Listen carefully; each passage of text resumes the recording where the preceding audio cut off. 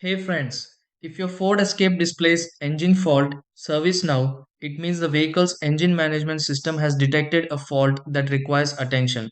Ford lists this message as an engine service condition, but the message itself doesn't identify which component has caused it.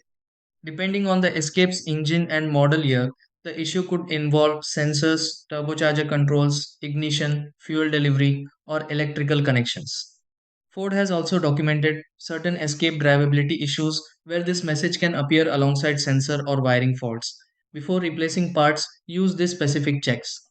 Step 1.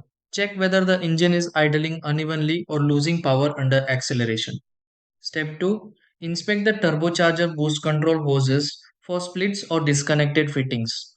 Step 3. Check the engine air pressure sensor connectors for corrosion or loose terminals. Step 4. Record any additional dashboard messages before clearing diagnostic codes.